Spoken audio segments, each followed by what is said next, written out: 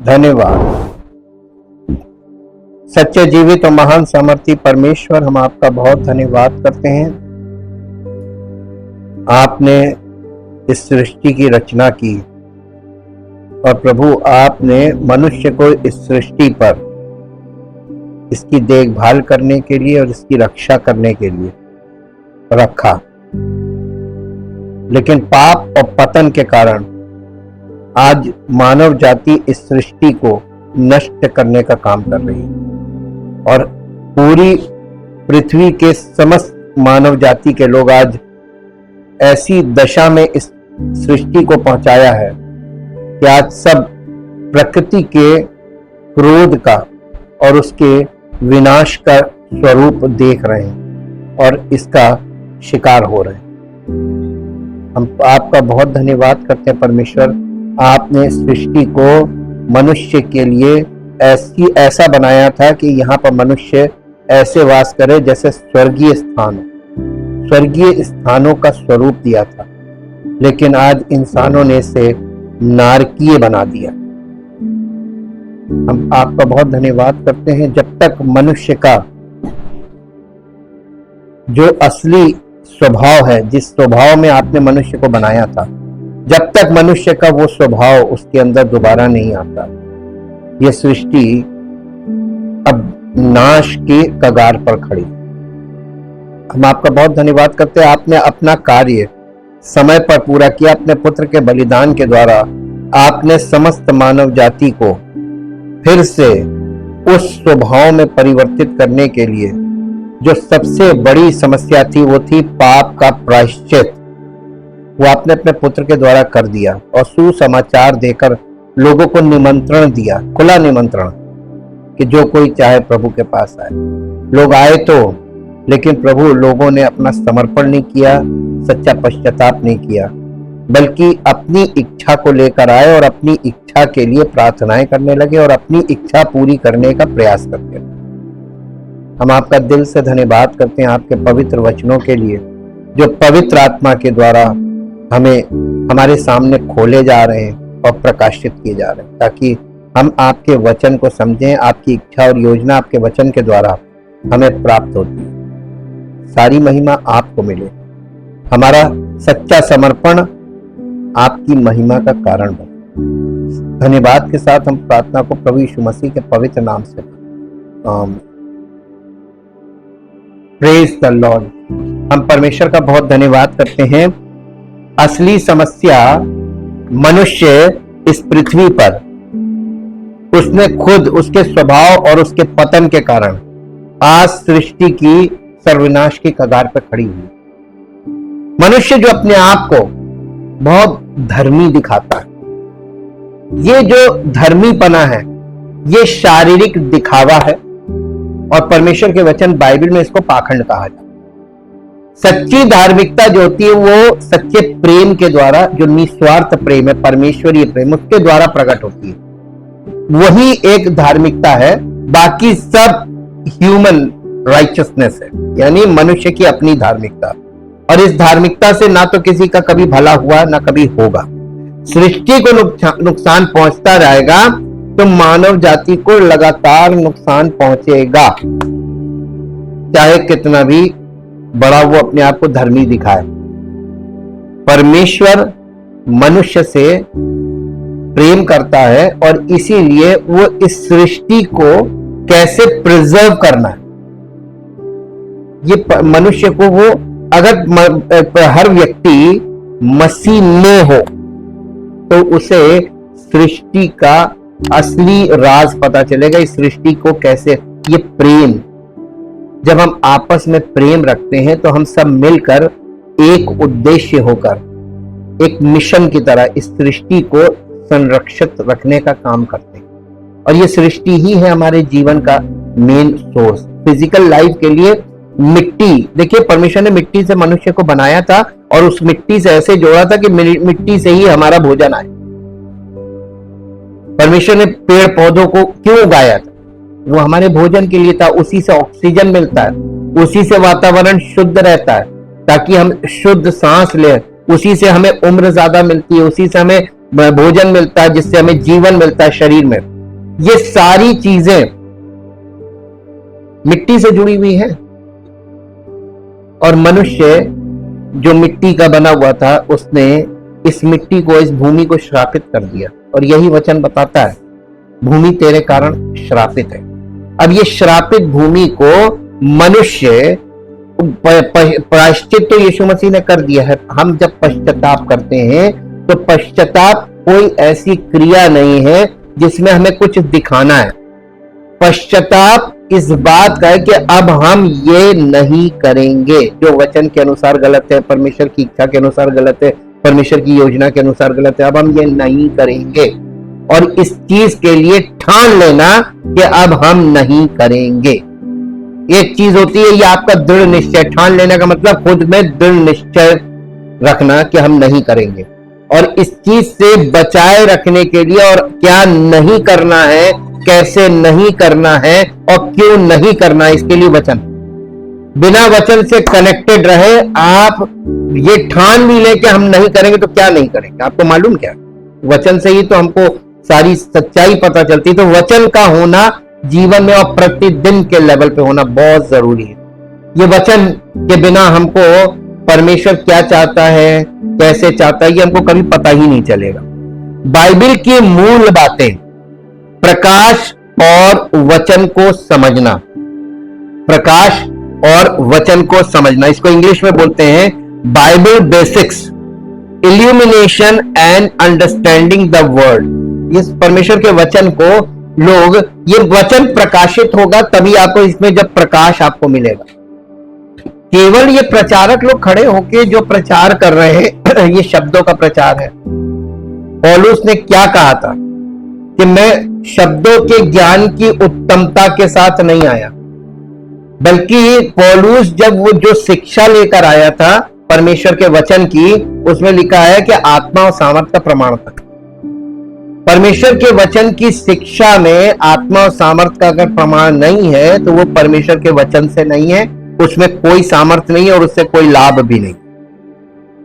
हम आज इसी अध्ययन में आगे बढ़ेंगे कि प्रकाश के माध्यम से प्रत्येक विश्वासी परमेश्वर के वचन को समझने में सक्षम है। पवित्र आत्मा विश्वासियों को परमेश्वर के वचन को समझने और अपने जीवन में लागू करने में सक्षम बनाने में महत्वपूर्ण भूमिका निभाता है। कौन? पवित्र आत्मा। तो पवित्र आत्मा एक पर्सन के द्वारा काम करता है। पवित्र आत्मा कोई हवाई ऐसी आत्मा नहीं है जैसा कि आज के लोग कहते हैं हमारे पास पवित्र आत्मा है। फॉल्स प्रोक्लेमेशन है, ये गलत घोषणा है, झूठी घोषणा। आप पवित्र आत्मा को डिक्लेयर नहीं कर सकते कि आपके पास पवित्र आत्मा है। हम इसके प्रमाण दे सकते। प्रभु यीशु मसीह, पवित्र आत्मा उस पर उतरा। किसे पता चला कि पवित्र आत्मा उसके ऊपर उतरा? किसे पता चला? वहां भीड़ लगी हुई थी। जब यीशु मसीह पानी से बपतिस्मा लेकर ऊपर आया तो किस किस को पता चला कि पवित्र आत्मा उसके ऊपर उतरा और ठहर गया? है? केवल यूहन्ना बपतिस्मा देने वाले को और यीशु मसीह। क्यों? इन दोनों को क्यों पता चला, बाकी को क्यों नहीं पता चला? बाकी को पता चला होता तो ये आकाशवाणी क्यों हुई कि ये मेरा प्रिय पुत्र है जिससे मैं अत्यंत प्रसन्न। यानी परमेश्वर ने आकाशवाणी करके, देखिए आपने भविष्यवाणी बहुत सुनी होगी, आकाशवाणी कभी नहीं सुनी होगी।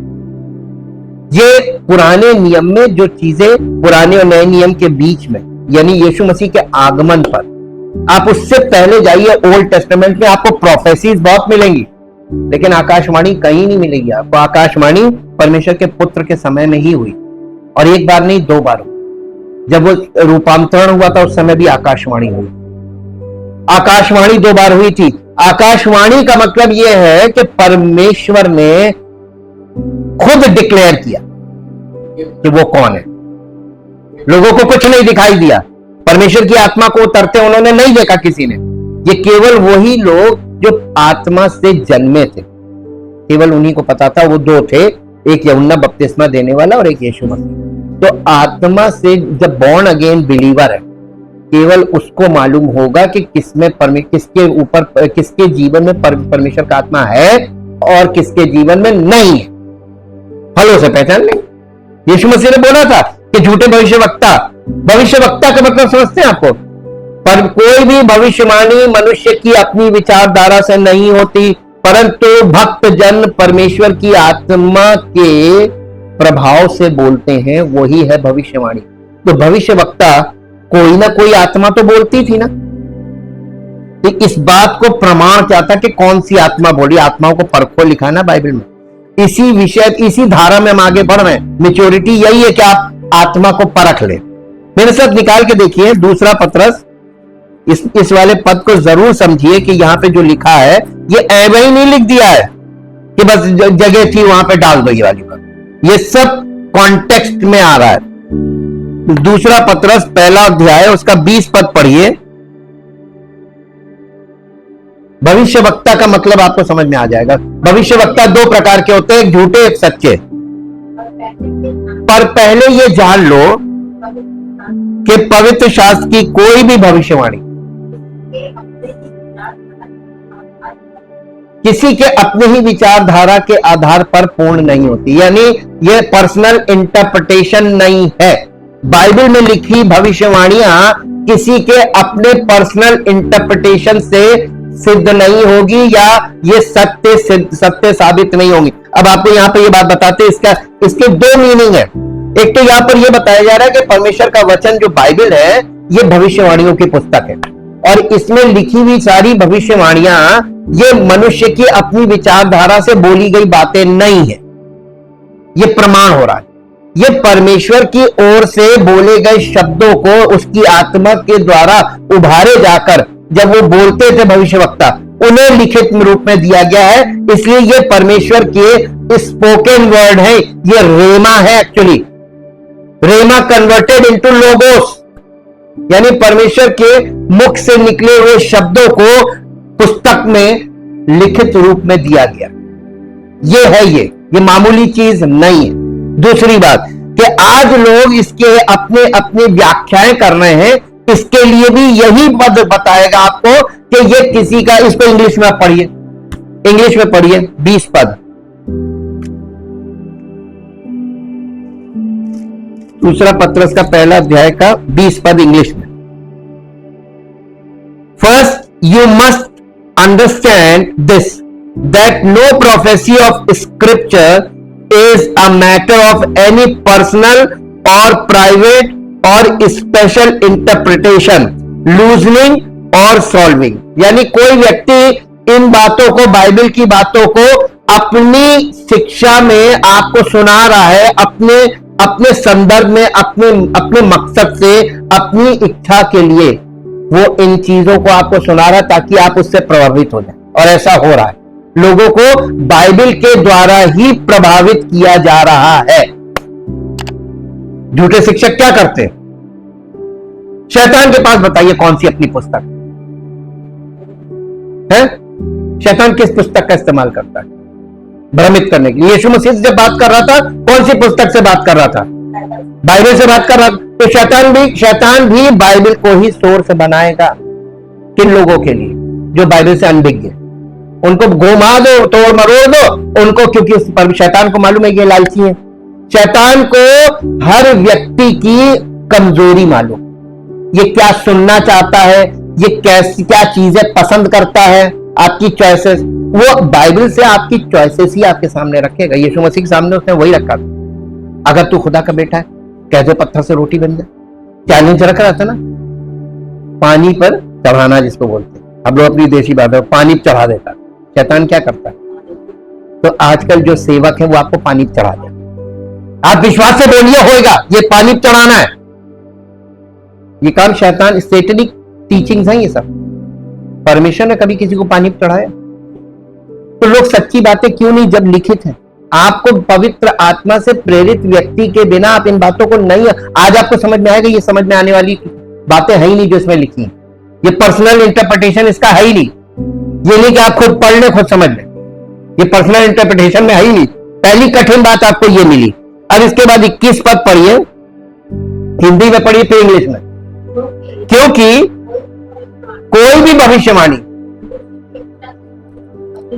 मनुष्य की इच्छा से कभी हुई नहीं जो बाइबल में है। जी, पर भक्तजन पवित्र आत्मा के द्वारा उभारे जाकर किसके भविष्यवक्ता का मतलब होता है माउथ पीस ऑफ गॉड, परमेश्वर की ओर से बोलने वाला। तो परमेश्वर की ओर से बोलने वाला और परमेश्वर की बातें बोलने वाला, दोनों में अंतर बताइए आप। परमेश्वर की ओर से बोलने का मतलब यह है कि वो परमेश्वर जो आपको बोलना मांग रहा है वो बातें आपको आपकी भाषा में बोल देगा, भविष्यवक्ता। लेकिन परमेश्वर की बातों को अपनी भाषा में अपने संदर्भ में परिवर्तित करके बोलना, तो ये तो उसने क्या बोला था आपने लोगों को क्या समझा दिया, तो ये तो उसमें घुमा फेरी कर दी ना। ठीक, ये वाला पॉइंट जो है ये यहां पे लिखा हो, ये बहुत इंपॉर्टेंट है, क्योंकि 19 पद में कल हमने पढ़ा था संडे को, 19 पद में हमने ये पढ़वाया था कि क्या पढ़वाया था, हमारे पास जो भविष्यवक्ताओं का वचन है यानी बाइबल, वो इस घटना से दृढ़ ठहरा। किस घटना से? यीशु मसीह के रूपांतरण के समय जब एलिया और मूसा उससे बात कर रहे थे और आकाशवाणी हुई थी। इस घटना से दृढ़ ठहरा, तुम ये अच्छा करते हो जो ये समझकर उस पर ध्यान करते हो कि वो एक दिया है। ये बाइबल एक दिया है, लैंप है, जो अंधियारे स्थान में उस समय तक प्रकाश देता रहता है जब तक कि, यानी जब तक आप बॉर्न अगेन ना हो जाएं तो आपको डिवाइन लाइट यहां से मिलती रहेगी। कब तक? जब तक आप बॉर्न अगेन ना हो। एक्चुअली में वहां पर यही बात बोली गई और इसलिए यहां पर एक इसके साथ निर्देश भी है कि इसको अपने पर्सनल इंटरप्रिटेशन से आप करेंगे तो आप ढेर सारे डिनोमिनेशंस खड़े कर देंगे और वो हो गया। इसका मतलब कि इसका मिस यूज हो रहा है बाइबल का, इसका राइट यूज नहीं हो रहा। बहुत ध्यान से समझिएगा, आज की बात आपको तभी गले से नीचे उतरेगी जब आप इसको समझेंगे। रोशन, देखिए, प्रकाश के माध्यम से प्रत्येक विश्वासी परमेश्वर के वचन को समझने में सक्षम होगा। पवित्र आत्मा विश्वासियों को परमेश्वर के वचन को समझने और अपने जीवन में लागू करने में सक्षम बनाने में महत्वपूर्ण भूमिका निभाता है। कौन? पवित्र आत्मा। तो पवित्र आत्मा एक पर्सन है, शक्ति नहीं है। और अक्सर लोग पवित्र आत्मा को एक शक्ति के रूप में प्रोजेक्ट कर रहे हैं। परमेश्वर की शक्ति मेरे पास है, नहीं, शक्ति नहीं है। और इसलिए शक्ति और भक्ति की शक्ति ये हिंदुस्तान में आपको खास तौर से बहुत दिखेगा। सब अपना एक परफॉर्मेंस दिखा रहे। परमेश्वर का ये मसीही जीवन परफॉर्मेंस वाला जीवन नहीं है, ये परमेश्वर की महिमा से भरा जीवन है। रोशन करने का मतलब है किसी चीज को रोशनी से चमकाना और आंखों के लिए उसको साफ करना कि आंखों से साफ साफ दिखाई देखने लगे। देखिए, जब रोशनी कम होती है तो आपको धुंधला दिखता है और अच्छी रोशनी होती है तो आपको स्पष्ट दिखता है। तो रोशनी बड़ा इंपॉर्टेंट रोल करती है हमारे देखने में। तो परमेश्वर का वचन आरंभ से देखने की बात कर रहा है। और हमारे यहां देखिए, आप संसार में लोग सुनने में ज्यादा बिलीव करते, देखने में कुछ नहीं। और सुनते सुनते सुनते सुनते बेसुध हो गए, लेकिन देख आज तक नहीं पाए। और परमेश्वर का राज्य देखने वालों के लिए है, सुनने वालों के लिए नहीं है। यह भी आपको बता दें, सारी जिंदगी सुन लो, तुम्हें परमेश्वर का राज्य कभी दिखाई नहीं देगा। यीशु मसीह ने निकोदेमुस से कहा, जब तक कोई नए सिरे से न जन्मे स्वर्ग का राज्य देख नहीं सकता। सुनने की बात छोड़ दी, सुनना नहीं है, देखना है। और बच्चा जब पैदा होता है तो सबसे पहले दुनिया में सबसे पहला काम क्या करता है? उसकी आंख खुलती है, वो रोशनी देखता है। पहली बार वो अपनी लाइफ में रोशनी देखता है, उसकी आंखें चुंधिया जाती, क्योंकि लाइट उसको फर्स्ट टाइम। तो पहली चीज उसको जो जन्म के समय जो चीज दिखती है, जो उसके लिए एकदम नई होती है, वो है प्रकाश, लाइट। और एकदम आंख बंद कर लेता है एकदम, क्योंकि रोशनी कभी देखी नहीं, अंधेरे से आया। अब यहां पर सीधे शब्दों में कहें तो आध्यात्मिक अर्थ में रोशनी का मतलब है लाइट ऑन कर देना, एकदम से अचानक से प्रकाश प्रकट हो जाना, ज्योति प्रकट हो जाना। बाइबल आधारित प्रकाश क्या है? बाइबल के प्रकाश को पवित्र आत्मा के एक विशेष कार्य के रूप में परिभाषित किया जा सकता है, जिसके द्वारा वो लोगों को प्रबुद्ध करता है ताकि वे परमेश्वर के लिखित वचन को समझ सकें। ये सुसमाचार की सच्चाई के बारे में अविश्वासियों को समझाने और उन्हें समझाने के आत्मा के उद्धार पूर्व कार्य से शुरू होता है, ताकि वे मसीह पर भरोसा कर सकें। और इसके लिए आप एक पद पढ़ सकते हैं, 2 तीमुथियुस उसका 1 अध्याय और उसका 10 पद पढ़िए। 2 तीमुथियुस 1 अध्याय और उसका 10 पद यहां इस प्रकार से लिखा हुआ है, पर अब हमारे उद्धारकर्ता मसीह यीशु के प्रकट होने के द्वारा प्रकाशित हुआ, जिसने मृत्यु का नाश किया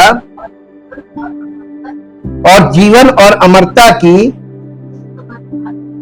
उस सुसमाचार के द्वारा प्रकाशमान कर दिया। इसको हम दूसरे शब्दों में पढ़ दें और सरल करके के और अब उसने यानी यीशु मसीह ने हमारे उद्धारकर्ता मसीह यीशु के प्रकट होने के द्वारा ये सब हमारे लिए स्पष्ट कर दिया।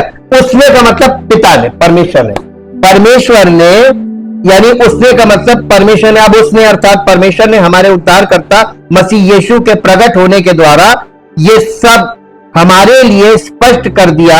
उसने मृत्यु की शक्ति को तोड़ दिया और सुसमाचार के द्वारा जीवन और अमरता का मार्ग प्रकाशित किया। ये इस बात में, इस पद में लिखा हुआ है। और जो गैर मसीही लोग हैं, जो अविश्वासी है, मसीह में नहीं है, गैर मसीही केवल सुसमाचार संदेश की सच्चाई के बारे में उन्हें समझाने और उन्हें समझाने के मामले में आत्मा के प्रकाशमय कार्य का अनुभव कर सकते हैं। तो जो मसीह में नहीं है, जो आम लोग हैं, हमारे चारों तरफ है, भीड़ खड़ी हुई, इन्हें उद्धार की जरूरत नहीं है। पहला प्रश्न, इन्हें उद्धार की जरूरत नहीं है। इनके लिए उद्धारकर्ता कौन है? किसी को नहीं मालूम। नहीं, उद्धारकर्ता केवल एक ही है पूरी दुनिया के लिए। अभी तक आपको परमेश्वर के वचन में जो आपने पढ़ा वो समझ में नहीं आया। अरे जिनको समझ में नहीं है, जो आपने सुना आपकी समझ में आया कि नहीं आया? कौन है उद्धारकर्ता? तो किसके लिए है? सबके लिए है ना। तो उनको उद्धार कैसे मिलेगा? उनको वो कैसे जानेंगे? जो हम अन्य जाति के लोग हैं, जब हम मसीह में आए, अंदर आए, तो हमारे जीवन से उनको वो रोशनी दिखेगी, तभी तो वो आएंगे। तो हमारे जीवन से रोशनी नहीं, परमेश्वर किसको देख रहा है इस समय कि उद्धार लोगों को मिले? किसकी तरफ देख रहा है? जिम्मेदार है ना। इसीलिए वो पूरी कलीसिया को याजक ठहराया। हम आपको दिखा बहुत मसीही जीवन ले लाइफ नहीं है कि ले पर्सन वाली, अपना अपने से मतलब अपना हमें पर नौकरी में पर खाने में नहीं। ये एक ऐसी स्वर्गीय राजपदधारी याजक, यानी आपको राजकीय रूप से ये जिम्मेदारी दी गई है, नैतिक रूप से, आत्मिक रूप से ये जिम्मेदारी है कि आपको मसीह की ज्योति बनकर लोगों के बीच में रहना है, लिविंग टेस्टिमनी, और लोग आपकी जिंदगी से प्रभावित। ये मुंह के प्रचार की बात नहीं की गई, हमारे जीवन से प्रकाश निकलता है। और इसी के लिए पवित्र आत्मा काम करता है कलीसिया में। लेकिन लोग अपने वो स्वार्थपूर्ण लाइफ से, उस खोल से बाहर नहीं निकलते। सब अपने अपने में मगन, यानी उनको परमेश्वर की इच्छा से किसी को कोई मतलब नहीं। एक बार देखिए, आप वहां पे जाइए मूसा के तंबू में, तो जितने लोग जो बेचारे अंदर नहीं जा सकते थे और परमेश्वर के लिए आते थे परमेश्वर के पास, तो उनका परमेश्वर से संपर्क किसके द्वारा होता था? याजकों के द्वारा होता था, है ना। तो यही बात यहाँ पे नए नियम में कही गई, तुम्हें चुना वंश राजपदधारी याजकों के समान। तो जो लोग परमेश्वर को नहीं जानते उनको परमेश्वर तक पहुंचाने की जिम्मेदारी तो हमारी है ना। वकील के बिना आप कोर्ट के अंदर तो जाके अपनी मुकदमा नहीं लड़ सकते, आपको एक वकील की जरूरत है ना। तो एक वकील की जरूरत पड़ेगी आपको लाइफ में। वही चीज स्पिरिचुअली भी है। हर एक व्यक्ति को एक उद्धार के यानी एक सोर्स चाहिए जिससे पता चले कि उद्धारकर्ता से कनेक्ट कैसे हो। ये काम इतना स्लो है, 0 के बराबर चल रहा है। इसलिए दुनिया में सारी, और देखिए लिखा, परमेश्वर कह रहा है मेरी प्रजा के लोग, ज्ञान के ना होने से मेरी प्रजा के लोग नष्ट हो, नहीं है जानकारी, वो अपने में बर्बाद हो रहे। हम किसी पर दोष नहीं लगा सकते, वो ये कर रहे हैं, वो इसलिए कर रहे हैं क्योंकि उनके पास कुछ है ही नहीं, सिरा ही नहीं है। बाइबल के प्रकाश को पवित्र आत्मा के एक विशेष कार्य के रूप में परिभाषित किया गया है, जिसके द्वारा वो लोगों को प्रबुद्ध करता ताकि वे परमेश्वर के लिखित वचन को समझ सके। ये सुसमाचार की सच्चाई के बारे में अविश्वासियों को समझाने और उन्हें समझाने के आत्मा के उद्धार पूर्व कार्य से शुरू होता है। एक बार जब ये बात मान ली जाती है तो जो कोई भी मसीह को अपने उद्धारकर्ता के रूप में स्वीकार करता है, उसके अंदर पवित्र आत्मा का वास होता है। इस प्रकार आत्मा का प्रकाशित करने वाला कार्य सभी विश्वासियों के लिए गारंटीड है, गारंटीकृत है। हिंदी में कहेंगे तो गारंटीकृत है। रोमियो की पत्री 8 अध्याय का 9 पद पढ़ दीजिए। रोमियो की पत्री 8 अध्याय उसका 9 पद, यहां यूं लिखा हुआ है, परंतु जबकि परमेश्वर का आत्मा तुम में बसता है तो तुम शारीरिक दशा में नहीं परंतु आत्मिक दशा में हो। देखिए, शारीरिक बॉर्न अगेन व्यक्ति शारीरिक दशा में नहीं है वो शरीर में, शारीरिक जीवन में, लेकिन शारीरिक दशा में नहीं है, वो आत्मिक दशा में। क्या चीज बदल गई उसके अंदर? उसकी दशा कैसे बदल गई? अब परमेश्वर की, उसकी आत्मा में परमेश्वर की आत्मा प्रकाश दे रही है। तो किसको मालूम होना चाहिए कि उद्धारकर्ता कौन है? एक सच्चे मसीही को मालूम होना चाहिए कि उद्धारकर्ता कौन है। किसको मालूम होना चाहिए कि लोगों को उद्धार कौन देगा? एक मसीही को मालूम है कि लोगों तक उद्धार कैसे जाएगा। लेकिन सब अपने में, स्वार्थ में लगे हुए, और ये झूठी शिक्षा ने लोगों को स्वार्थी और ऐसा बना दिया कि वो अपने से मतलब रखते हैं। हमें किसी से मतलब, हमें किसी सोशल लाइफ नहीं। सोशल लाइफ का मतलब होता है दूसरों की तकलीफ में हमसे जो बन पड़े। कोई जरूरी नहीं पैसे से करिए, आप मार्गदर्शन के द्वारा भी लोगों की मदद कर सकते हैं। बहुत इंपॉर्टेंट चीज है, क्योंकि आज के जमाने में किसी भी सही सलाह के लिए लोगों को पैसे खर्च करने पड़ते, कंसल्टेशन फीस। अगर आप एक अच्छे वकील हैं और आप मसीह में हैं, तो आप लोगों को लीगल एडवाइस देकर उनकी सहायता कर सकते हैं बिना फीस के। आप एक अच्छे डॉक्टर हैं, आप भले उनका इलाज मत कीजिए, उनको सही गाइडेंस दीजिए ताकि उनको कहां जाना है, कैसे करना है, उनको ये इस अपनी बीमारी को कैसे डील करना है, उनको राइट गाइडेंस मिले और उनका काम सही होगा। ये भी एक सेवा है। कोई जरूरी नहीं आप पैसे से करिए, आप अपने जानकारी के द्वारा भी लोगों की बड़ी मदद कर सकते हैं। आज के जमाने में झूठी जानकारियां सब जगह अवेलेबल है और राइट वे किसी को नहीं मालूम है। तो है ना सेवा? सबके लिए सेवा है, सबके लिए है। आप कुछ नहीं कर सकते, आप बिल्कुल किसी को मार्गदर्शन नहीं कर सकते। आप उन्हें यहां लाकर परमेश्वर की कलीसिया में उन्हें यहां रास्ता दिखा सकते, यहां से आपको रास्ता दिखे। यह भी एक सेवा है।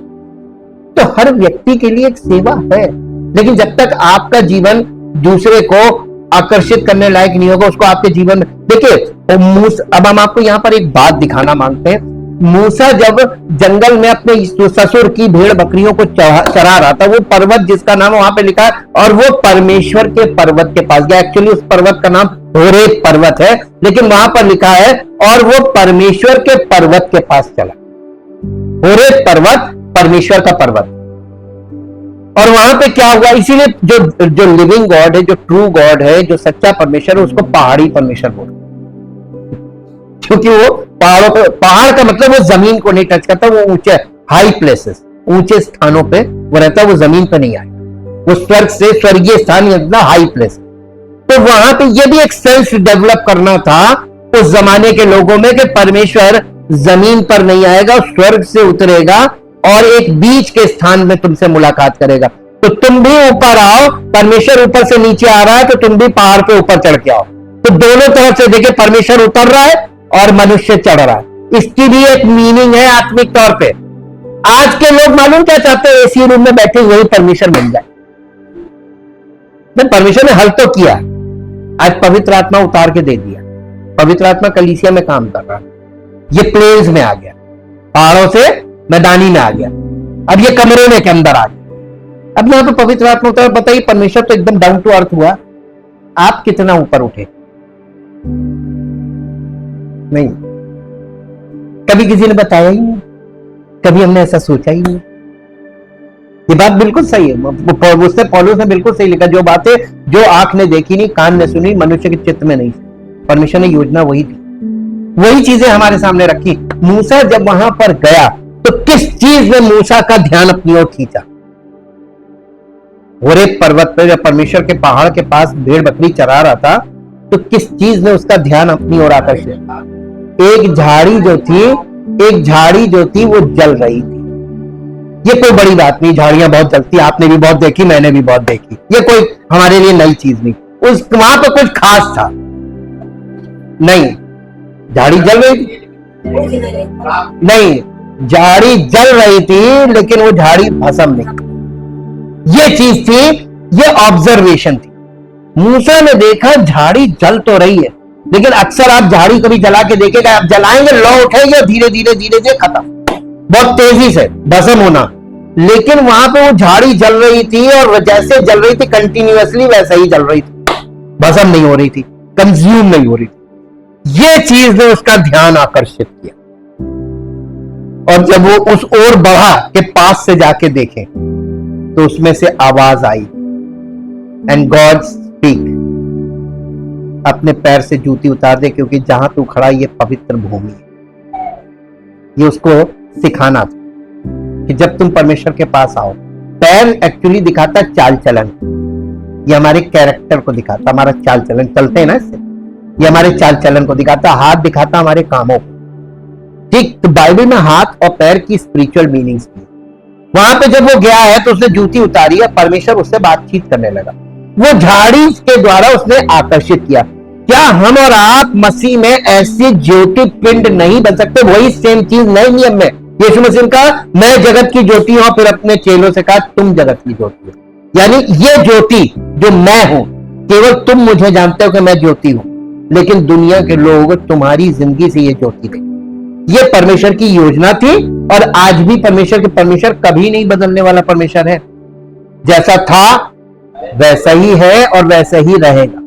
उसकी योजनाएं कभी नहीं बदलती, इटर्नल। आप बाइबल में देखिए, एवरीथिंग इज इटर्नल, यानी युगों से युगों तक एक सी रहेगी। प्रॉब्लम कहां पे आ गई?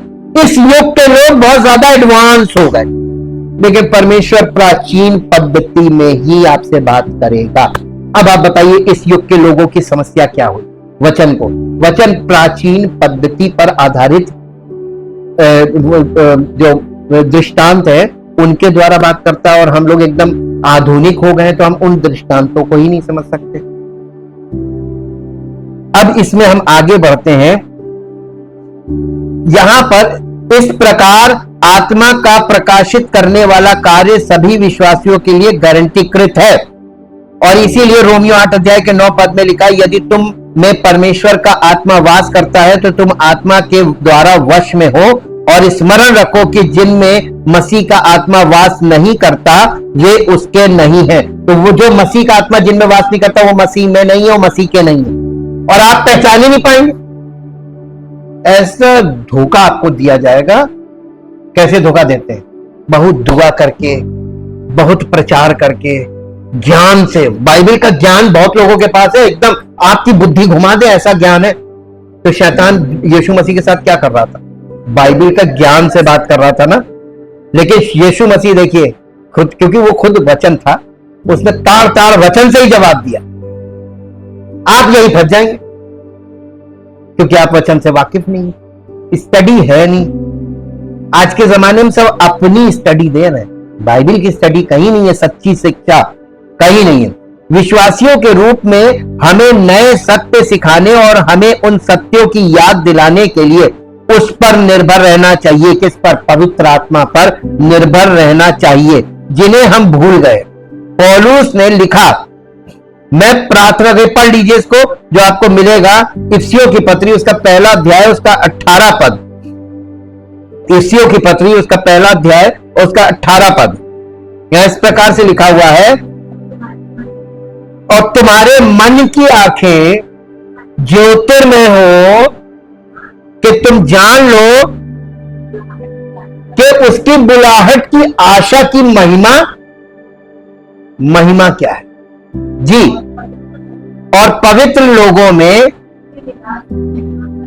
उसके मीरास की महिमा का धन कैसा है। मैं प्रार्थना करता हूं कि तुम्हारे हृदय प्रकाश से भर जाएं, ताकि तुम उस भरोसेमंद आशा को समझ सको जो उसने अपने बुलाए हुए लोगों को दी है, उसके पवित्र लोग जो उसकी समृद्ध और गौरवशाली विरासत है। आत्मा की रोशनी की सीमा के अनुसार ये उत्पत्ति से लेकर प्रकाशित वाक्य तक पूरे शास्त्र को शामिल करती है। बाइबल रोशनी से भरी हुई है, लेकिन कितने लोगों को ये रोशनी मिल रही है उसका मुझसे पूछिए। मैंने अपनी जिंदगी में सब लोगों को अंधेरा बुझा दीपक ही देखा, कभी जला देखा नहीं। उसके कारण है वो, इसीलिए मैं आपको कारण सामने रख रहा हूं। बाइबल का प्रकाश क्यों महत्वपूर्ण है। पवित्र शास्त्र को समझने के लिए हमें परमेश्वर से विशेष सहायता की आवश्यकता है।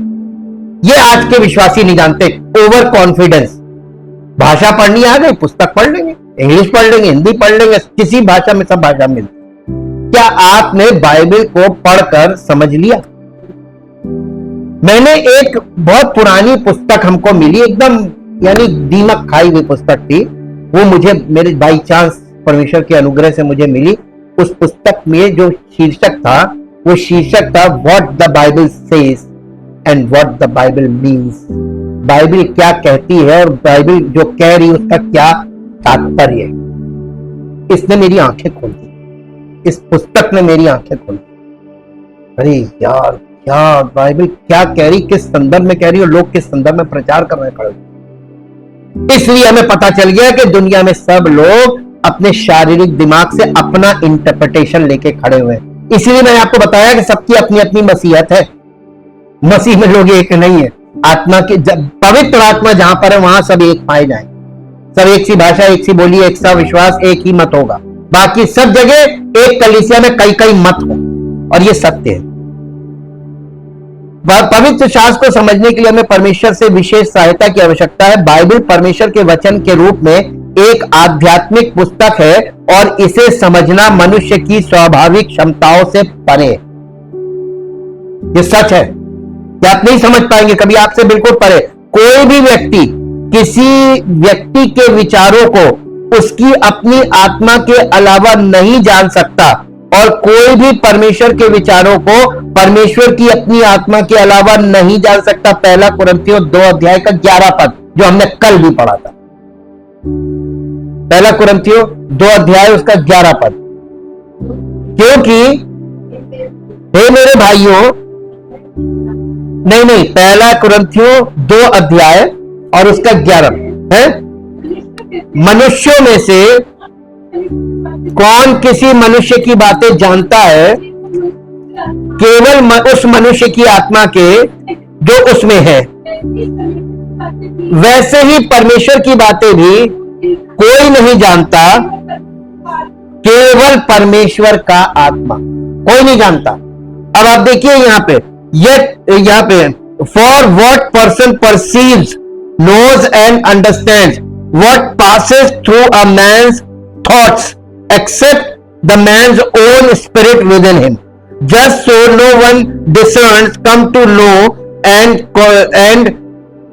comprehend the thoughts of God except the spirit of God.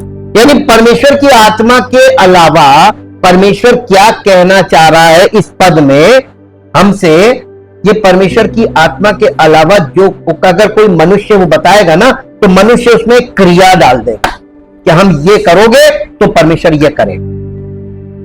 लेकिन परमेश्वर का आत्मा जब आपको बताएगा तो उसमें क्रिया नहीं होगी,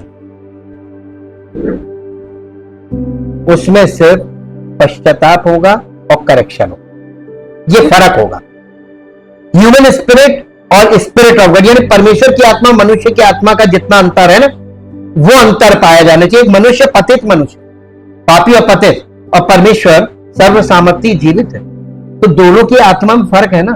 तो पुराने नियम में एक मैंने वर्ष पढ़ी, वहां पे लिखा हुआ है यहेजकेल में कि पुराने नियम में जो भविष्यवक्ता थे, झूठे भविष्यवक्ता, उनके बारे में वहां पे अध्ययन दिया हुआ है, और वहां पे उन्होंने बताया कि वे अपनी आत्मा के द्वारा भटकते थे और फिर जाकर दूसरों को भटकाते थे। हमें ये बात पहले समझ में नहीं आई, सच बताया, कि अपनी आत्मा के द्वारा भटकते थे, क्योंकि वो ह्यूमन स्पिरिट जो हमारी अपनी आत्मा है, हम अपनी आत्मा का प्रकाश लेकर दूसरों के पास प्रचार करने जाते हैं, तो वो जो ह्यूमन स्पिरिट है वो भी आत्मा है, तो आप भ्रमित होंगे, आप सोचेंगे ये पवित्र आत्मा है, लेकिन वो पवित्र आत्मा नहीं है, वो उस व्यक्ति की अपनी आत्मा है। और इसने कलीसियाओं में बड़ा भ्रम पैदा किया, और इसी के लिए पौलुस ने पहला कुरिन्थियों 14 अध्याय पूरा डिवोट कर दिया इस बात को समझाने के लिए। खैर, हम लोग आज इस विषय पर ही रहेंगे और इसी में आगे बढ़ेंगे। आदम के पाप में गिरने और उसकी आत्मिक मृत्यु ने मानवता को पवित्र शास्त्र की सच्चाई को समझने में असमर्थ बना दिया, यह सत्य है। परंतु जो लोग, आप यहां पे पढ़ लीजिए, पहला कुरिन्थियों 2 अध्याय का 14 पद पढ़ लीजिए, 2 अध्याय का 14 पद। परंतु शारीरिक मनुष्य परमेश्वर के आत्मा की बातें सुनता है लेकिन ग्रहण नहीं करता, क्योंकि वो उसकी दृष्टि में सुनता है, कहता नहीं हमसे क्या, हम नहीं कर सकते, इसलिए वो इधर सुनता है उधर निकालता, वो ग्रहण नहीं कर सकता, क्योंकि उसकी दृष्टि में मूर्खता की बातें हैं, और ना वो उन्हें जान सकता है कि वो सच है कि झूठ है, क्योंकि उनकी जांच या परख आत्मिक रीति, तो बॉर्न अगेन के बिना आप नहीं जान सकते, बॉर्न अगेन के बिना नहीं जान सकते, ये परम सत्य। ठीक, ये परमेश्वर की ओर से है, इसलिए आप ये मत सोचिएगा परमेश्वर ने गलत किया, परमेश्वर, इसको इंग्लिश में पढ़ दीजिए, 14 पद इंग्लिश में, 1 Corinthians chapter 2 verse 14 है? But the natural non-spiritual man does not accept or welcome or admit into his heart the gifts and teachings and revelations of the Spirit of God, for they are folly, यानी meaningless, nonsense to him, and he is incapable of knowing them, of progressively recognizing या understanding and becoming better acquainted with them, because they are spiritually discerned and estimated and appreciated। मालूम है आपको, आपने English में जो पढ़ा है वो बहुत भयानक लिखा हुआ है, वैसे कभी जीवन में नहीं समझ सकता, लेकिन पवित्र आत्मा इस लेवल तक उतरा कि वो बेचारे जो पढ़े लिखे नहीं उनसे भी बात कर रहा है, एक मनुष्य के द्वारा बात करता है और सरलता से बात कर रहा है, और सरल सरल एग्जाम्पल से आपके सामने वो खोल दे रहा है, तब भी नहीं एक्सेप्ट कर रहे। ये एक खराब बात है, कर लेना चाहिए। रोशनी को रहस्य उद्घाटन यानी प्रकाशन, रेवलेशन, लाइट को रेवलेशन यानी प्रेरणा या व्याख्या के साथ भ्रमित नहीं किया जा सकता।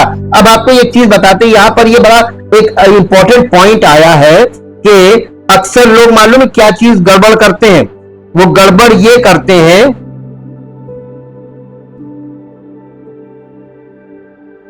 यहां पे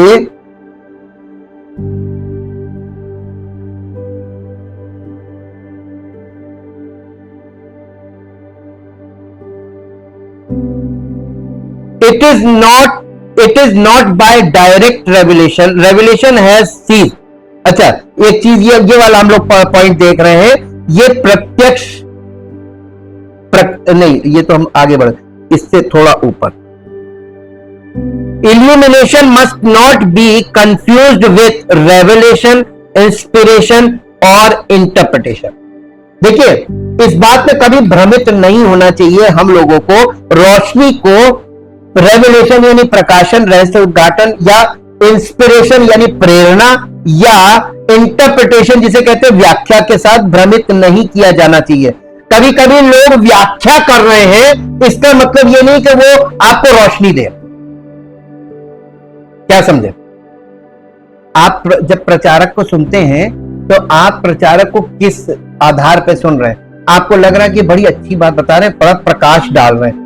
एक पद पढ़ा हमने और उस पद पे उन्होंने व्याख्या की, ये व्याख्या प्रकाश नहीं। या उन्होंने कोई रेवलेशन या प्रकाशन आपके साथ शेयर कर रहे हैं, उसमें आपको रोशनी नहीं मिल रही।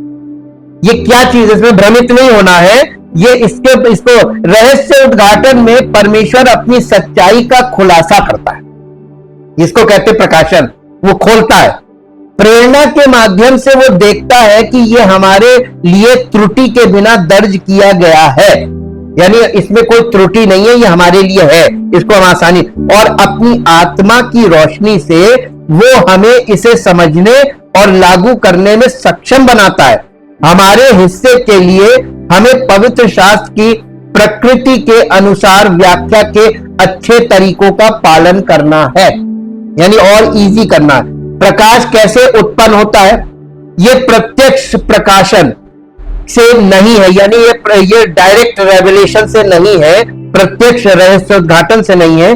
रहस्योद्घाटन यानी बंद हो चुका, आज कोई प्रकाशन नहीं है। एक बात, ये बात याद रखिए, जब कोई आपसे प्रचारक कहे कि मेरे ऊपर ये प्रकाशन हो, मुझे मेरे ये दिव्य दर्शन दिखाई दिया, क्या मान लीजिएगा मन में कि ये झूठा है।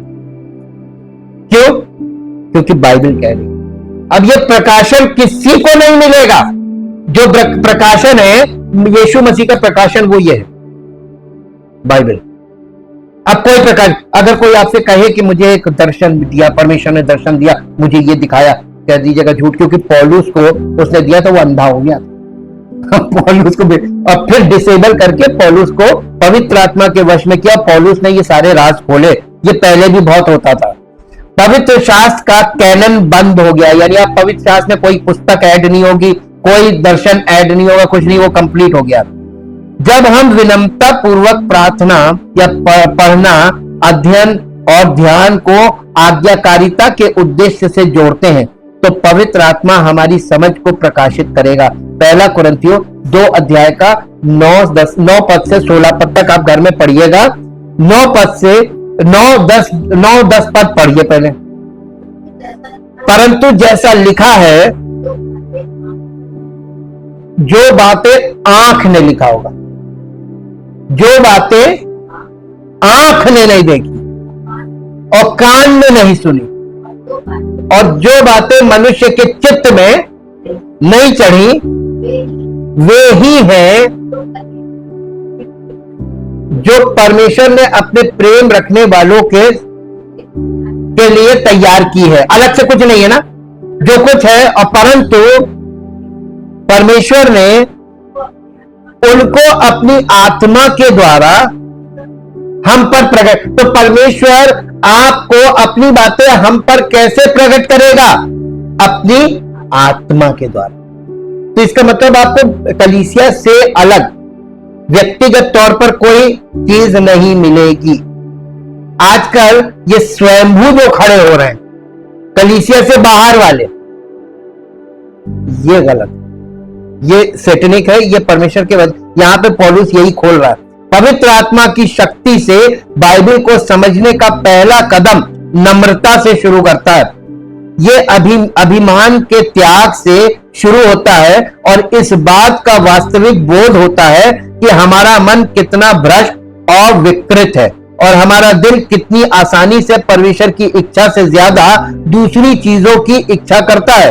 अगर पवित्र आत्मा हम में काम नहीं करता है और हमें नम्रता और सीखने की क्षमता का फल नहीं देता है, तो हम पवित्र शास्त्र की सच्चाई को या तो नकार देंगे या विकृत कर देंगे। जहां बाइबल स्टडी में लोग यानी पवित्र आत्मा काम नहीं करता वचन के द्वारा, वहां लोग विकृत हो जाते हैं। प्रकाश के लिए प्रार्थना कुछ ऐसी चीज है जिसे हमें भी करना चाहिए, जैसा कि पौलुस ने इफिसियों के कलीसिया के लोगों के लिए प्रार्थना करते हुए कहा था कि तुम्हारे हृदय प्रकाश से भर जाए ताकि तुम समझ सको कि उसने अपने बुलाए हुए लोगों को क्या आशा दी है, अर्थात उनके पवित्र लोग जो उसकी समृद्ध और महिमामय विरासत है। मैं ये भी प्रार्थना करता हूं कि तुम हमारे लिए परमेश्वर की शक्ति की अविश्वसनीय महानता को समझ सको जो उस पर विश्वास करते हैं। इफिसियों की पत्री उसका पहला अध्याय 18 और 19 पद मैंने पढ़ा है। पौलुस नए प्रकाशन के लिए प्रार्थना नहीं कर रहा था, बल्कि सच्चाई के आध्यात्मिक प्रकाश के लिए प्रार्थना कर रहा था, जिसे वे पहले से ही जानते थे। और यही हमारी जरूरत है। हर बार जब हम बाइबल खोलते हैं तो हमें परमेश्वर से पूछना चाहिए, अपनी शिक्षाओं में अद्भुत सत्यों को देखने के लिए मेरी आंखें खोल दीजिए।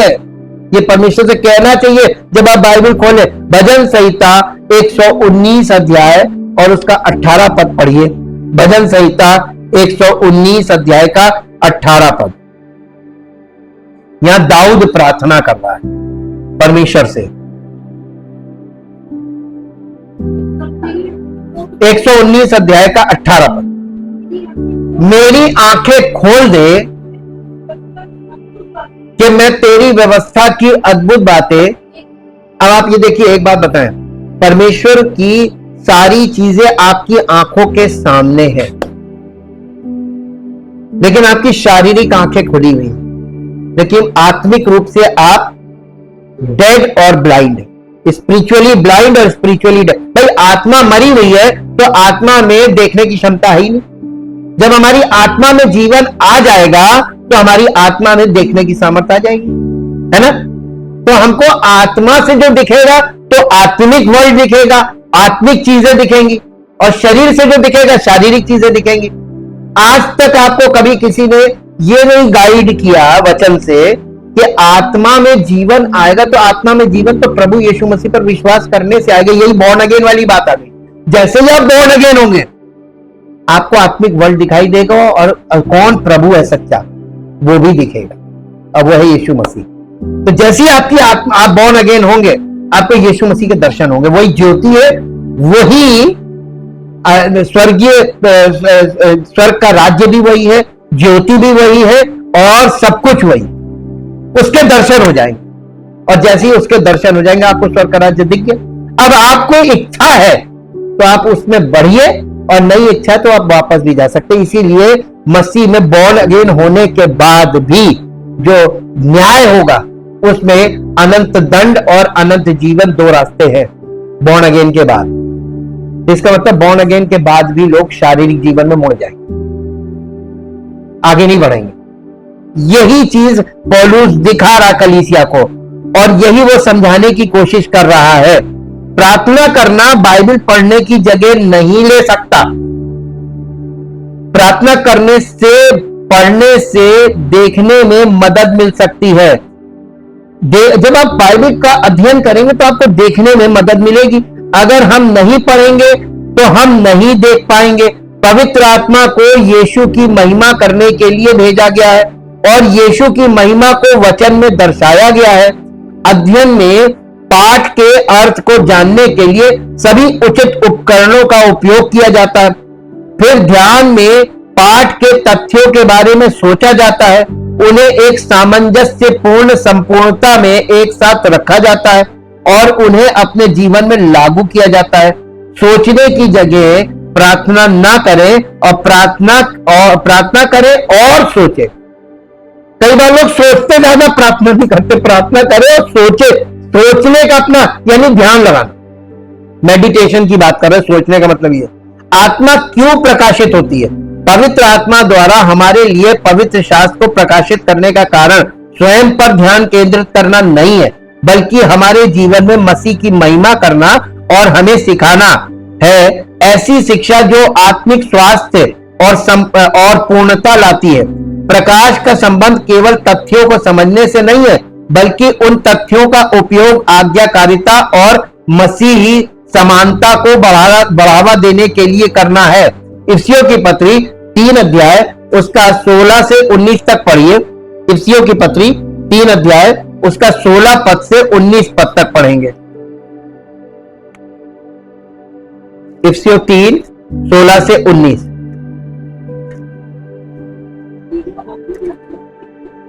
कि वो अपनी महिमा के धन के अनुसार तुम्हें ये दान दे कि तुम उसकी आत्मा से अपने भीतरी मनुष्यत्व में सामर्थ्य पाकर बलवंत होते जाओ, और विश्वास के द्वारा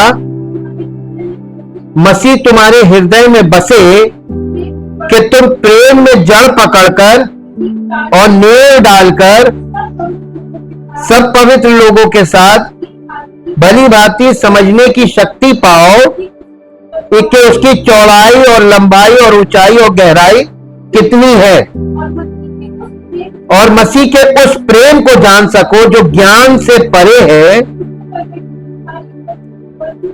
कि तुम परमेश्वर की सारी भरपूरी तक परिपूर्ण हो जाओ।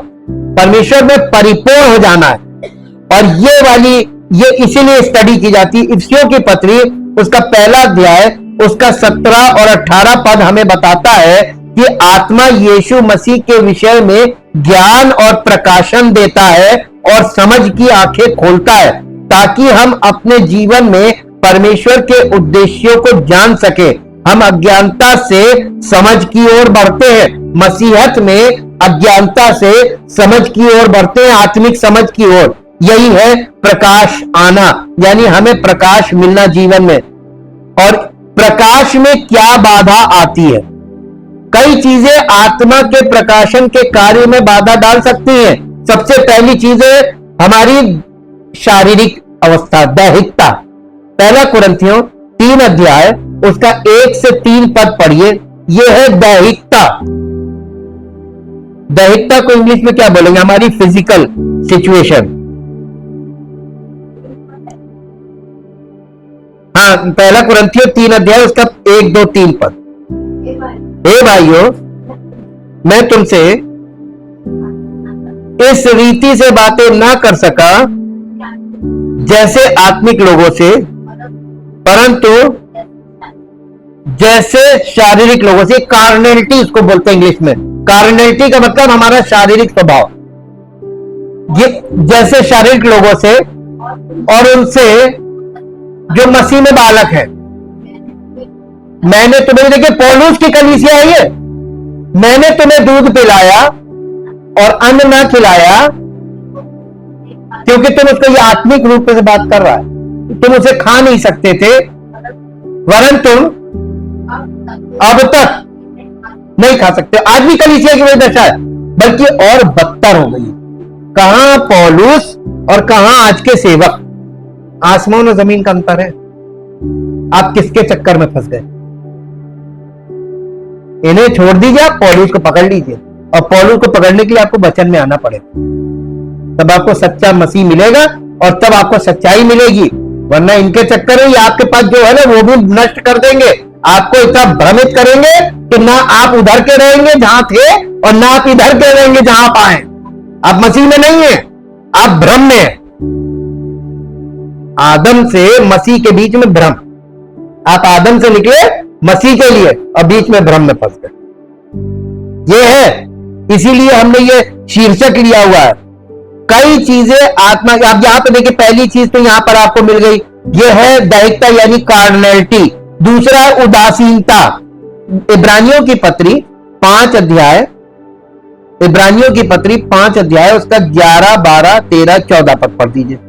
11 से 14। इसके विषय में हमें बहुत सी बातें कहनी है, जिनका समझाना लिखा हो, जिनका समझाना भी कठिन है, इसलिए कि तुम ऊंचा सुनने लगे हो। समय के विचार से तो तुम्हें अब तक गुरु हो जाना चाहिए था, तो भी आवश्यक हो गया कि 40-40 साल, 50-50 साल कलीसिया में लोग बैठे हुए हैं।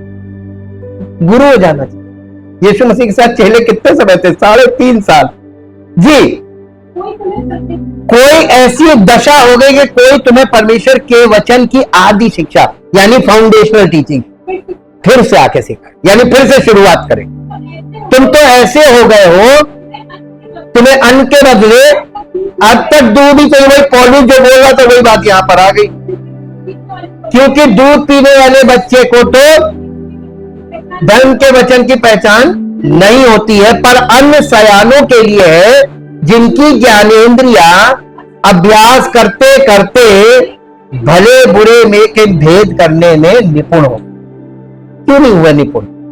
इतने सालों पुराने आप हुआ है, एक से एक जड़ीले लोगों से मिल लीजिए। आप हमसे ज्यादा नहीं मिले, बहुत लोगों से मिले, पहुंचे हुए। लेकिन ढोल में पोल। पवित्र आत्मा ने मुझे वो एक्सरे पावर दे दी वचन के द्वारा। ये वचन है और कुछ नहीं, ये कोई सिद्धि नहीं है, ये वचन है। वचन खोलता है, अंदर दिखा देता है। पहला पत्रस 2 अध्याय का 2 पद। अभी तक दूध से नहीं छूट रहे। ये उदासीनता क्यों है? दूध मिल रहा है, दूध में मगन है, प्रभु हमें प्यार करता है, प्रभु हमें, हमसे प्यार से बात करो, डांट के बात मत करो जी। नए जन्मे में बच्चे की नहीं, निर्मल आत्मिक दूध की लालसा। अच्छी बात है, जब बच्चे पैदा होते, जब आप बॉर्न अगेन होंगे, आप दूध से ही आपका दूध से ही आपका काम चलेगा। लेकिन कब तक? ताकि उसके द्वारा उद्धार पाने के लिए कहां बढ़े। दूध पी रहे आदमी। अब बहुत से लोग मालूम है कि जो डांटने वाले लोग होते हैं, जो डांटते हैं, शिक्षा देने वाले, उनसे दूर भागते हैं। ये डांटते बहुत है। हमें प्यार करने वाले चाहिए, पुचकारने वाले। ये बताइए, इनको क्या कहेंगे आप? ये छोटे बच्चे हैं, उनको डांट दो तो बुरा मान जाते हैं। वो अपना एक्सरे नहीं देखना मांगते। हमसे मत बताओ, हमें दूध पिलाओ बस। बच्चे को पालना पड़ता है ना, दूध पिला पिला के, माई तो पिलाती है। तो ऐसे चाहिए उनको सेवक जो उनको बैठा के पाले। अरे सारी जिंदगी नहीं होता भैया, दूध हमेशा के लिए नहीं है। आपका ये बदल परंपरा और पूर्व ग्रहित विचार, ये एक और चीज है। मरकुस रचित सुसमाचार 7 अध्याय का 7 पद से 13 पद तक घर में पढ़िएगा। वहां पे आप कुछ पद पढ़ दीजिए, 7 से 13 पढ़ दीजिए। अच्छा, 7 अध्याय 7 पद से 13 पद तक है। मरकुस 7 अध्याय 7 से 13। ये व्यर्थ मेरी उपासना करते हैं, क्योंकि मनुष्यों की आज्ञाओं को धर्मोपदेश करके सिखाते हैं, क्योंकि तुम परमेश्वर की आज्ञा को टालकर, अब आज बताइए क्या कर रहे हैं लोग कलीसिया में?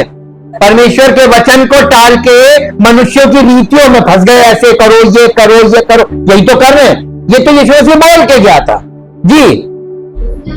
उसने उनसे कहा, तुम अपनी परंपराओं को मानने के लिए परमेश्वर की आज्ञा कैसे अच्छी रीति से टाल देते हो? क्योंकि मूसा ने कहा है, अपने पिता और अपनी माता का आदर कर, और जो कोई माता व पिता को बुरा कहे वो अवश्य मार डाला जाए। डेथ आ गई ना इसमें। तो मालूम क्या करते, इसको घुमा दिया। परंतु तुम कहते हो कि यदि कोई अपने पिता या माता से कहे, जो कुछ तुझे मुझसे लाभ पहुंच सकता था वो कुर्बान अर्थात संकल्प हो चुका, मैं तो परमेश्वर का सेवक हो गया हूं, मैं नहीं कर सकता हूं। अब दूसरे वाले भाई से बोल। समझ में आया? खुद सेवक बन गए। गलत शिक्षा है कि नहीं है? अरे परिपक्व तो पवित्र आत्मा करेगा, वो थोड़ी ना करेंगे। जो जिस तरीके की शिक्षा वो लेके करे, कभी परिपक्व होंगे नहीं। ये भी एक मोनोपोली है। ये अंदर की बात है जो आपको बता रहे हैं, आप नहीं जान सकते। हम तो बाइबल कॉलेजेस में सिखाने जाते थे। हम तो टीचिंग का काम छोड़ के आए। क्यों छोड़ के आए? इसीलिए छोड़ के। हमसे वो चीजें नहीं हो सकती। सुपरफिशियल हम नहीं कर सकते। हम सत्य बोलेंगे और मरते दम तक सत्य बोलेंगे। उसने हमें सत्य बोलने के लिए तो बुलाया है, हमें चुना ही है। और सत्य का आत्मा मिला तो सत्य बोलने के लिए मिला। अज्ञानता, मरकुस 12 अध्याय का 24 पद पढ़िए। अज्ञानता, ये अज्ञानता भी हमको परमेश्वर में आगे यानी ग्रो नहीं होने देती है आत्मिक तौर पर। हम वहीं के वहीं रहते हैं। मरकुस 12 का 24। यीशु ने उनसे कहा, क्या तुम इस कारण से भूल में नहीं पड़े हो कि ना तो तुम पवित्र शास्त्र को जानते हो और ना ही परमेश्वर की सामर्थ्य? ये शास्त्री फरीसियों से बोला, तो उस जमाने के टीचर से, जो व्यवस्था सिखाने वाले थे, उस जमाने के गुरुओं से बोला था ये कहीं। नहीं तो उनको बोल दिया तो तुम कुछ नहीं जानते, ना तुम पवित्र शास्त्र को जानते हो ना परमेश्वर की सामर्थ को जानते हो। ये दो चीजें अज्ञानता थी। लूका रचित सुसमाचार 24 अध्याय 25 से 32 तक घर में पढ़िएगा, लेकिन आप कुछ पद पढ़ दीजिए, 25-26। तब उसने उनसे कहा, हे निर्बुद्धियों और भविष्य वक्ताओं की सब बातों पर विश्वास करने में मंदमतियों, स्लो ऑफ माइंड, क्या अवश्य ना था कि मसीह ये दुख उठाकर अपनी महिमा में प्रवेश करे? तब उसने मूसा से और सब भविष्यवक्ताओं से आरंभ करके सारे पवित्र शास्त्र, हमने आपको बताया ना, पवित्र शास्त्र जब नए नियम में लिखा, इसका मतलब पूरा पुराना नियम, अपने पुराने नियम में अपने विषय में लिखी सब बातों को समझने के लिए उन्हें समझा दिया वहीं से। तो सुसमाचार वहां है कि नहीं है? पुराने नियम है ना, नए नियम वहां पे गुप्त है, यहां प्रकट है नए नियम। तो जो प्रकट है वो वहां गुप्त है, और जो वहां गुप्त है वो यहां प्रकट है। आपको सिर्फ पवित्र आत्मा क्या कर रहा है? सिर्फ ये एंटीओटी सर्वे ही तो करा रहा, न्यू टेस्टामेंट से वो टेस्टामेंट ले जा दिखा रहे, देखो यहाँ छिपा है, यहाँ प्रकट है। जो यहाँ पे छिपा है वो ये है, जो ये प्रकट है। और बाइबल अध्ययन या व्याख्या के खराब तरीके ये आपको बहुत नुकसान पहुंचाते हैं। दूसरा तीमुथियुस 3 अध्याय का 15 पद, दूसरा तीमुथियुस 3 अध्याय और उसका 15 पद जी। और बचपन से, ये बात आज के जमाने में सब पे लागू इसलिए नहीं होती है, ये उन लोगों के लिए है जो पैदा होते ही जिनके घर में बाइबल का और कलीसिया का माहौल बच्चों को मिलता है। बहुत कम लोग हो गए आजकल बहुत कम हो गए।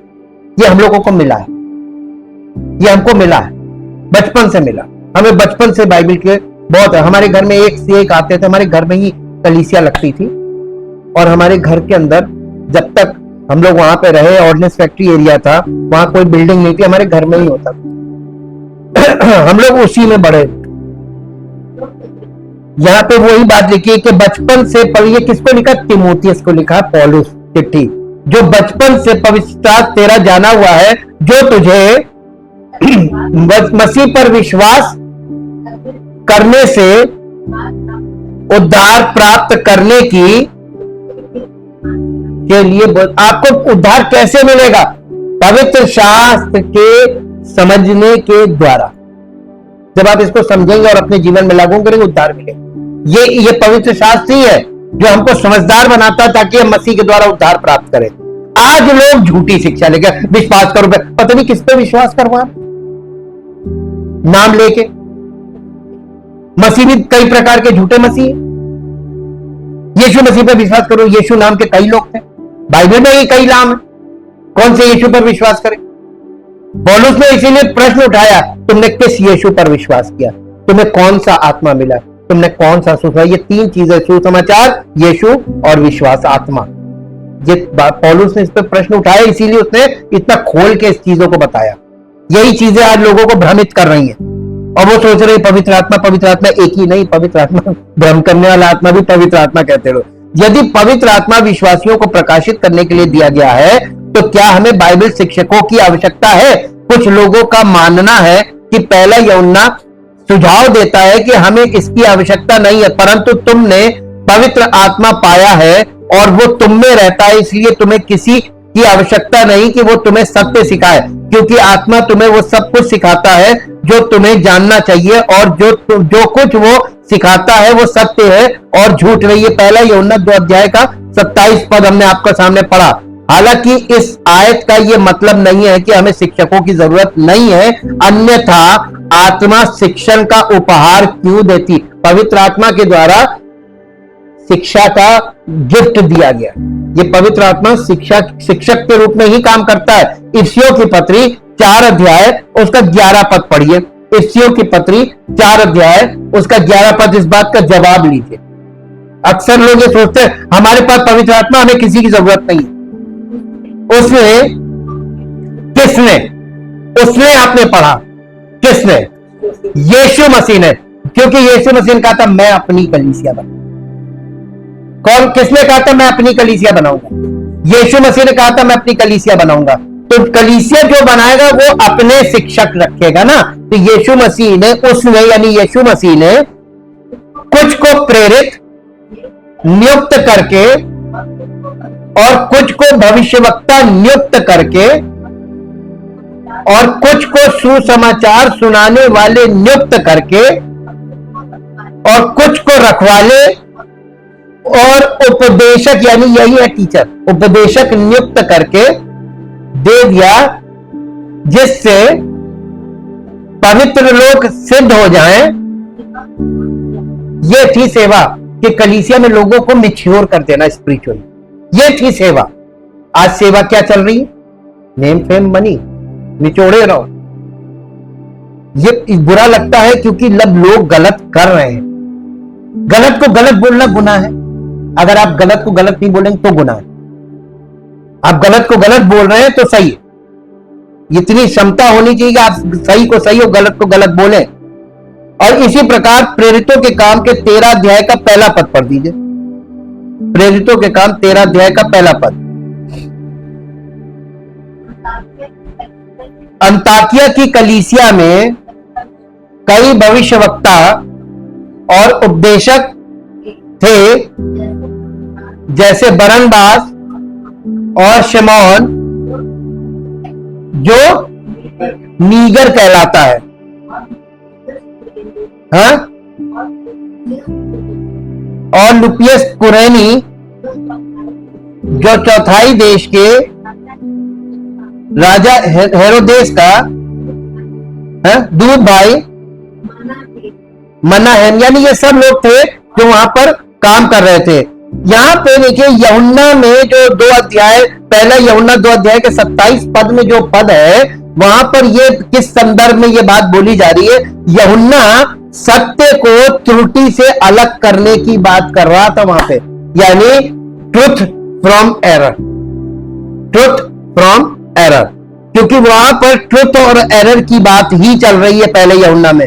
यूहन्ना चाहता है कि हम समझे कि प्रत्येक विश्वासी स्वयं के लिए वचन का अध्ययन करने में सक्षम और जिम्मेदार है, क्योंकि वो पवित्र शास्त्र को प्रेरित करने वाला आत्मा हर विश्वासी में वास करता है। आत्मा उन लोगों का उपयोग करता है जिन्हें उसने दूसरों के लिए वचन को प्रकाशित करने के अपने कार्य में शिक्षण का उपहार दिया है। जिन्हें ये टीचिंग गिफ्ट दी गई है पवित्र आत्मा के द्वारा, उनके द्वारा आपको टीचिंग दी जानी चाहिए और आपको ग्रहण करनी चाहिए। रोमियो की पत्री 12 अध्याय का 7 पद पढ़िए, 7th वर्स, 12 अध्याय उसका 7 पद। यहां इस प्रकार से लिखा है, यदि सेवा करने का मिला हो, दान मिला हो, वरदान मिला हो, तो सेवा में लगे रहे। यदि कोई सिखाने वाला हो, नहीं, सिखाने में लगा रहे। और जो उपदेशक हो, वो उपदेश देने में लगा रहे। और दान देने वाला, फाइनेंशियली परमेश्वर को भेंट देने वाला, उदारता से दान दे। ये सेवा है। सबको अलग अलग सेवा दी गई, तो जिसको जो सेवा दी गई उसमें वो ईमानदार है।